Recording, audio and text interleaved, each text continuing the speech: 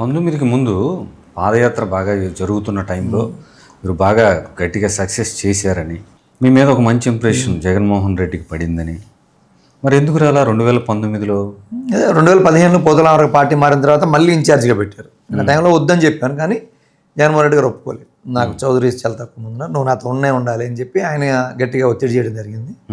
దాంతో ఇంకా మళ్ళీ 2016లో ఇన్ఛార్జ్ తీసుకున్నాను కందుకూరు నియోజకవర్గం. మళ్ళీ 19 దాకా అన్ని కార్యక్రమాలు ఎక్కడ తగ్గకుండా, అంటే ప్రజలు అప్పుడు ఏముండిందంటే నెల్లూరు వరకు మొత్తం కొంచెం రాయలసీమ ప్రాంతం కదా, కందుకూరు నుంచి కొంచెం చౌదరీస్ కాన్స్టిట్యున్సీలు స్టార్ట్ అవుతాయని, ఎలా జరుగుద్ది అటు మహేష్ రెడ్డి లేడు, సీనియర్ లేరు, కొత్త కదా అన్న ఫీలింగ్లో ఉన్నారు వీళ్ళు.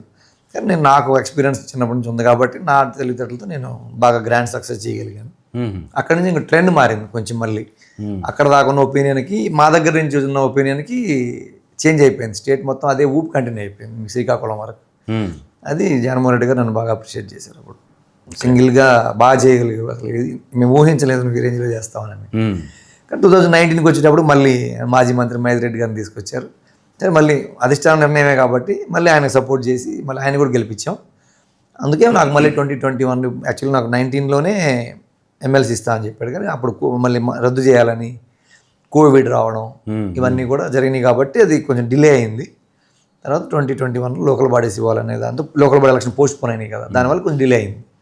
దానివల్ల నాకు 2021 డిసెంబర్లో ఎమ్మెల్సీ ఇచ్చారు. సార్ మామూలుగా మీకు వచ్చిన అవకాశానికి సంతృప్తిగా ఉన్నారు ఇప్పుడు పార్టీ? నేను హ్యాపీ. నాకు ఎందుకంటే నేను వ్యాపారంలో ఏదైనా చేసుకుంటేది, నేనేం ఆశించాను రాజకీయాల నుంచి. అది ఏ పార్టీలో అడిగినా, మీరు టీడీపీ నాయకులు అప్పుడు 15 ఏళ్ళు నేను ఉన్నప్పుడు వాళ్ళని అడిగినా, ఇప్పుడు వైఎస్ఆర్ కాంగ్రెస్ పార్టీలోకి వచ్చిన తర్వాత అయినా కానీ నాకు ఇచ్చిన బాధ్యత నేను చేస్తా. ఒకటి జగన్మోహన్ రెడ్డి గారికి నాకు ఉన్న రిలేషన్ ఏంటంటే, ఆయన నాతో ఏదన్నా స్ట్రైట్గా చెప్పేస్తాడు, నేను స్ట్రైట్గా అడుగుతాను ఆయన్ని. మాకిద్దరికి రిలేషన్ ఎలా ఉంటుందంటే ఒక ఫ్రెండ్షిప్ మాదిరిగా ఉంటుంది, కానీ మేము అధినాయకుడితో మాట్లాడుతున్నాం అన్న ఫీర్ అయ్యారని మాకేం ఉండవు. మాకు ఆ ఫ్రీడమ్ ఇస్తాడు ఆయన. అందువల్ల నాకు ఆయన అంటే ఇష్టం బేసిక్గా. అందువల్ల నేను ఆయనతో జర్నీ చేయడానికి నాకు అసలు ఏది ఇచ్చినా ఇవ్వకపోయినా నేను ఎప్పుడు అంటే ఇవ్వనప్పుడు కొంచెం బాధ వేస్తుంది, కాకపోతే అది 2-3 రోజులు ఉంటుంది అంతే. కానీ తర్వాత ఇంక మామూలు జర్నీ మాది కంటిన్యూగానే హ్యాపీగానే చేసుకుని వెళ్తాం. కొంచెం వెనక్కి వెళ్దాం. మీరు ఎంఎం కొండయ్య గారి రియల్ ఎస్టేట్లో భాగస్వామిగా ఉన్నారు? లేదు, జస్ట్ ఒక 2 months ఒక 4 sites అమ్మాము ఆయన కంపెనీలు అంతే. ఓన్లీ 2000లో ఓన్లీ ఆగస్ట్, అది వినాయక చవితికి నేను హైదరాబాద్ వెళ్ళింది 2000లో. 4 months అంతే, సంక్రాంతి వరకే. ఇది వినాయక చవితి ఆగస్ట్ సెప్టెంబర్లో వస్తుంది కదా, ఆ 4 months 3 months నేను ఆయన కంపెనీలో వర్క్ చేసింది. అది ఆయన డైరెక్ట్ కాదు, చింతలపూడి శ్రీనివాసరావు అని మా ఊరు అతను ఉంటే అతను టీంలో నేను పనిచేశాను. ఒక 4 sites అమ్మాను అంతే. Okay sir. మరి పరిటాల రవి గారి దగ్గర చేరారని వచ్చి మాట్లాడాను. ఈ తెలియక వీళ్ళు మాట్లాడుకోవడమే, కానీ తెలుగుదేశం పార్టీలో ఉన్నాను కాబట్టి నాకు అందరూ తెలుసు. తెలుగుదేశం పార్టీ లీడర్స్ పరిటాల రవి, కరణం బలరాం గారితో తిరిగేవాళ్ళం. పరిటాల రావు గారి ఫ్యామిలీ మాకు ఫ్యామిలీ ఫ్రెండ్స్ అప్పుడు ఎప్పుడైనా సరే. ఓకే. కాబట్టి నేనేంటంటే ఎవరితోనైనా ఒక పరిచయం అయితే రోజు వాళ్ళతో టచ్లో ఉండేది ఉన్నది, కానీ వాళ్ళు ఎప్పుడు కూడా మనం విడిపోం. నేనేమి ఆశించిన ఎవరి నుంచి, కాబట్టి వాళ్ళతో నాకు ఎప్పుడు శత్రుత్వం కానీ కక్షలు వచ్చే అవకాశం లేదు. కాబట్టి నాకు అందరు పరిచయం ఉన్నారు, టీడీపీలో కానీ ఇటు వైఎస్ఆర్ కాంగ్రెస్ పార్టీలో కానీ. ఏ జిల్లాకి వెళ్ళినా మ్యాక్సిమం లీడర్స్ అటు 15 సంవత్సరాలు, ఇప్పుడు 15 సంవత్సరాలు ఉన్నాం కాబట్టి అందరూ పరిచయమే. అందరితో నేను ఫ్రెండ్లీగా మూవ్ అవుతాను. రాజకీయం వరకే మా కాన్స్టిట్యున్సీ వరకే ఉంటుంది, కానీ పక్క నియోజకవర్గ జిల్లాలకు వెళ్ళినప్పుడు మనం పెద్దగా నేనైతే ఇంటర్ఫీర్ అవ్వను. వైఎస్ఆర్ కాంగ్రెస్ పార్టీలో కమ్మ సామాజిక వర్గ నేతలకి ఆ నేతలు కంఫర్టబుల్గా ఫీల్ అవుతారా? అవును, కంఫర్టబుల్గా ఫీల్ అవుతాం, చాలా హ్యాపీగా కూడా ఉంటారు. ఉన్నది తక్కువ మంది అయినా, తక్కువ మంది ఉన్నారు కదా, తక్కువ మంది ఉన్నా కానీ ఒక్కరు కూడా బయటకు వెళ్ళలేదు కదా జగన్మోహన్ రెడ్డి గారిని వదిలిపెట్టి. ఎవరు బయటకు వెళ్ళలేదు కదా, ఎమ్మెల్యేలు కానీ ఓడిపోయినాక ఉన్నా ఆడే ఉన్నారు, గెలిచిన ఆడే ఉంటారు. ఎందుకంటే వన్స్ జగన్మోహన్ రెడ్డి గారితో వాటికి అటాచ్మెంట్ సెట్ అయితే వదిలిపెట్టి ఎవరు పోరు. ఏంటి మరి బయట వినిపించే విమర్శలకి ఏం చెప్తారు మీరు? అపో అవన్నీ క్రియేట్ చేశారు టీడీపీ ఎల్లో మీడియా క్రియేషన్ మాత్రమే అని నేనైతే క్లియర్గా చెప్పగలను. ఎందుకంటే మీరు అబ్జర్వ్ చేస్తే తలసిల రఘురాం ఆయన ప్రోగ్రామ్స్ మొత్తం చూసేది ఆయన 15 సంవత్సరాల నుంచి. ఆయన ఎవరండి? కమ్మ. 2 ఆయన కెమెరామెన్ సతీష్ ఎవరండి? ఆయన దగ్గర పనిచేసేవాళ్ళు. మేము కానీ అవినాష్ కానీ ఇట్లా ఎవరైనా సరే ఆయన దగ్గరకు ఒకసారి వచ్చి అటాచ్ అయ్యారంటే ఇంక వదిలిపెట్టి బయటికి పోయేది ఉండదు. అలాంటి కుల ఫీలింగ్ ఉంటే మేము ఉండలేం కదా అక్కడ. ఇన్ని సంవత్సరాలు మేము ఈ రకంగా ఆయన కోసం ఫైట్ చేయలేం కదా. కాబట్టి అవన్నీ ఒట్టి మాటలు. మరి లాస్ట్ జగన్మోహన్ రెడ్డి గారి దగ్గర అసలు ఆ ప్రాబ్లం క్యాస్ట్ ఫీలింగ్ అనే ఇష్యూ పెద్ద ఉండదండి. అంటే లాస్ట్ గవర్నమెంట్లో ఈ ప్రచారం ఎక్కువ జరిగింది. ఆ పక్కన పైగా కమ్మ సామాజిక వర్గానికి సంబంధించిన పారిశ్రామికవేత్తలు కానివ్వండి, నాయకులైనా సరే వాళ్ళకి సరైన సహకారం బయట వాళ్ళకి ఇవ్వలేదు అనేది ప్రచారం ఎందుకు జరిగింది మరి? లేదండి, అబద్ధం అంతా. వాళ్ళు అపోజిషన్లో ఉన్నప్పుడు ఎల్లో మీడియా మొత్తం ఏంటంటే ఏదో ఒకటి చేసి జగన్మోహన్ రెడ్డి గారిని ఎదుర్కోవాలంటే ఆయన మీద అబండాలు వేసి నిందలేసి అలా ప్రచారం చేసేది తప్ప ఒక్క ఇండస్ట్రియలిస్ట్ బయటకు వచ్చి నాకు ఈ అన్యాయం జరిగిందని చెప్పమని చూద్దాం ఒక్కరిని. మీకేం నచ్చింది జగన్మోహన్ రెడ్డి నాయకుడిగా? నేను ఇప్పుడు నేను ఎన్టీ రామారావుని చూశాను 94 to 95 ఆ టైం అట్లా. తర్వాత చంద్రబాబు నాయుడిని చూశాను 95 నుంచి 99 దాకా. తర్వాత వచ్చిన అందరు ముఖ్యమంత్రుల్ని నేను చూసుకుంటా. నేను పొలిటికల్ సైన్స్ చదువుకున్నా కాబట్టి అబ్జర్వేషన్ ఇప్పుడు ఉంటుంది నాకు. ఇప్పుడు కూడా చంద్రబాబు నాయుడు లాస్ట్ గవర్నమెంట్ కానీ జగన్ కానీ ఇప్పుడు కానీ వేరియేషన్ చాలా ఉంటుందండి. ఈయన క్లియర్గా అభివృద్ధి అనే దాని మీద అయితే ఫుల్ ఫోకస్ పెడతాడు Jaganmohan Reddy. At the same time సంక్షేమం కూడా పెడతాడు. అక్కడ సంక్షేమంలో కూడా అభివృద్ధి ఉంటుంది. అది చాలా మంది ఏంటంటే ఇతను వెళ్ళే దారి ఎవ్వరు వెళ్ళలేకపోయాము, చాలా అగ్రెసివ్గా వెళ్తున్నాడు ఈ స్టేట్ డెవలప్మెంట్కి, ఇతను ఎదుర్కోవాలంటే మనం ఫేస్ చేయలేము ఇతన్ని, ఏదో ఒకటి ఈ అపోహలు సృష్టించి చేసి ఆయన డ్యామేజ్ చేసి మీడియా ద్వారా అని చెప్పి చేశారు తప్ప జగన్మోహన్ రెడ్డి గారు ఈ రాష్ట్రాన్ని ఒక కాపలాదారులా కాపాడాడు లాస్ట్ 5 years. ఏ విషయంలో చూసినా ఫైనాన్షియల్గా కానీ సంక్షేమ విషయంలో కానీ అభివృద్ధి విషయంలో కానీ నేను అదే కౌన్సిల్ని గట్టిగా వాదించడానికి కారణం కూడా అదే. ఆయన చేసిందే మేము ప్రూఫ్ చూపిస్తున్నాం చెప్తున్నాం, యువతుల దగ్గర సమాధానం లేదు అంతే. ఇక్కడే రీజన్, మేము విత్ ఎవిడెన్స్తో మాట్లాడుతున్నాం, మీరు చెప్పండి మీ ఆన్సర్ అంటే ఆన్సర్ లేదు కాబట్టి వాళ్ళు ఎదురుదాడి చేస్తున్నారు. చాలా నష్టపోయింది రాష్ట్రం, పరిశ్రమలు బయటకు వెళ్ళిపోయాయి, పచ్చి అబద్ధం అది. ఇదంతా మరి జరుగుతున్న ప్రచారం కదా, ఇప్పుడు ఆ పార్టీ అధికార పార్టీ చేస్తున్న ప్రచారం. అదే నేను మొన్న లాస్ట్ సెషన్లో కానీ ఇప్పుడు కానీ ఈ టూ ఇయర్స్ నుంచి మేము అడుగుతా ఉన్నాం. మీరు చెప్తున్నారు కదా అభివృద్ధి కుంటుపడిందని, నేను ఒక్క 3 విషయాలు మీ దృష్టి తీసుకొస్తాను. ఈ రాష్ట్రంలో స్వాతంత్రం వచ్చిన తర్వాత 2 పోర్టులు కాంగ్రెస్ గవర్నమెంట్లో వస్తే వైజాగ్ పోర్టు, కాకినాడ పోర్టు, 2 పోర్టులు రాజశేఖర రెడ్డి గారు తీసుకొచ్చారు. Gangavaram port, Krishnapatnam port. 75 సంవత్సరాల స్వాతంత్రం వచ్చిన తర్వాత వచ్చిన పోర్టులు ఎన్ని? 4.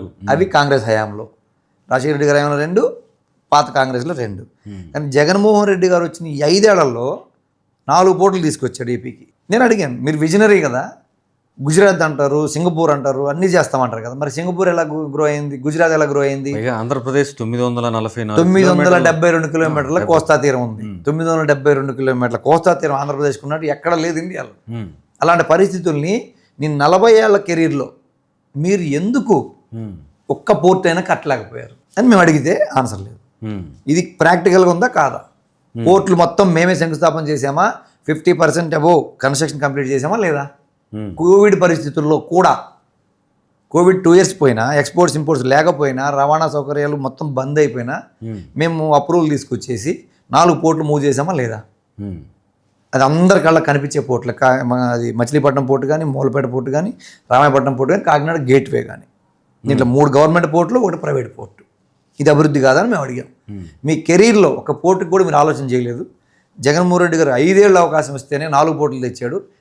రాజశేఖర రెడ్డి గారు 2 పోర్టులు తీసుకొచ్చాడు. అది డెవలప్మెంట్లో వాళ్ళకి ఈయనకు తేడా అని చెప్పి నేను గతంలో కూడా వాదించాను. రెండోది, ఫిషింగ్ హార్బర్స్ 10 తీసుకొచ్చాడు ఆయన. ప్రతి 50 కిలోమీటర్లకి ఒక పోర్టు కానీ, లేకపోతే ఒక ఫిషింగ్ హార్బర్ కానీ, ఒక జెట్టి కానీ ఉండాలనే సంకల్పంతో ఆయన ఒరిస్సా నుంచి తమిళనాడు వరకు ఉండే బార్డర్ మొత్తం కలిపి ప్రతి 50 కిలోమీటర్లకు ఒకటి ఉంటుంది చూసుకోండి.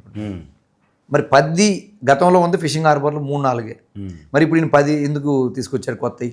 దాంట్లో జువ్వలదిన్న కూడా ఓపెన్ చేసింది మేమే మా ప్రభుత్వంలో. ఎన్ని సాక్ష్యాలు ఉన్నాయి, కనపడకుండా పోయేది ఏం లేదు కదా. కానీ ఇంత అభివృద్ధి ఆయన ఆలోచన చేశాడు. ఎందుకు అభివృద్ధి ఆలోచన చేశాడంటే, ఈ పోర్టులు అన్నీ ఉంటే ఈ సౌత్ ఇండియాలో కొంచెం నార్త్లో కలిపి 5 రాష్ట్రాలు ఏపీ మీద ఆధారపడి బిజినెస్ చేసుకోవాల్సిన పరిస్థితి వస్తుంది. ఎందుకంటే ఈ పోర్టులకి రవాణా సౌకర్యాలు కావాలి. గత 5 సంవత్సరాల్లో కేంద్ర ప్రభుత్వం దగ్గరికి వెళ్ళి జగన్మోహన్ రెడ్డి గారు తీసుకొచ్చిన నేషనల్ హైవేలు దాదాపు 39,000 కోట్ల రూపాయల నేషనల్ హైవేలు తీసుకొచ్చారు. ఎక్కడ అసలు మీ హయాం చూపిస్తా నేను. రోడ్లే వేయలేదు. వాళ్ళ మీడియా మొత్తం వాళ్ళది కాబట్టి పచ్చి అబద్ధాలు ఆడి ప్రజలను మోసం చేశారని నేను ఇందాక నేను చెప్తున్నా. 39,000 కోట్ల రూపాయల నేషనల్ హైవేలు తీసుకొచ్చారని బీజేపీ వాళ్ళే చెప్పారు. మేం కాదు, రికార్డు ఉంది. నేషనల్ హైవేలు దాచిపెట్టడానికి కుదిరేది కాదు. అది కూడా నేను మీకు చెప్తాను. అదే సార్, నేషనల్ హైవేలు నేను తెచ్చారు, చూపిస్తాను మీకు. రూరల్ ఏరియాలో రోడ్లు మాత్రం లేదు, రూరల్ ఏరియాలో రోడ్లు కూడా వేశారు. ఈ రోజు మీరు గుడివాడ పోదామండి, ఏ రోడ్డు బాగుందో విజయవాడ కృష్ణా జిల్లా, పాత కృష్ణా జిల్లా చూపిద్దారండి మీరు. అన్ని పచ్చి అబద్ధాలు. మీరు ఎన్నికలకు ముందు వేసి ఉండొచ్చు, కానీ లేదా ఏరియాల్లో మెయిన్ రోడ్లు ప్రధానమైన అది గత 5 సంవత్సరాల్లో వర్షాలు విపరీతంగా పడ్డాయి, కొన్ని డ్యామేజ్ అయిన మాట వాస్తవం. కానీ కరోనా సిచ్యువేషను, ఇటుపక్క జనాలను కాపాడుకోవాలి, ఇటుపక్క పథకాలు కాపాడుకోవాలి, స్టూడెంట్స్ని కాపాడుకోవాలి, వైద్యం చూసుకోవాలి, మళ్ళీ డెవలప్మెంట్ చేయాలి. ఇవన్నీ ఆయనకున్న విపరీతమైన ప్రెజర్లో స్టేట్ నడుపుకొని వచ్చాడు.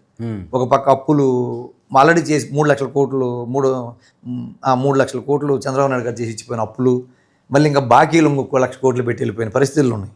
అవన్నీ దాటుకొని కోవిడ్ని అధిగమించి ఆయన చేయాల్సి వచ్చింది. నేషనల్ హైవేలు మీరు గమనించండి, మూలపేట పోర్టుకి ఛత్తీస్గఢ్ నుంచి, ఒరిస్సా నుంచి మీకు నేషనల్ హైవేలు ఇప్పుడు వర్కులు జరుగుతున్నాయా లేదా, అవి ఎప్పుడు ప్రారంభించినాయో మీరు డేట్ చెక్ చేసుకోండి. ఒకటి, తెలంగాణ నుంచి కాకినాడ పోర్టుకి వేసే నేషనల్ హైవేలన్నీ జగన్మోహన్ రెడ్డి గారు తీసుకొచ్చినాయా కాదు, అయిపోయినాయి ఆల్రెడీ వర్క్లు అయ్యి. అప్పుడు ఇస్తేనే కదా ఇప్పటికి అయిపోయింది, అప్పుడు తెస్తేనే కదా.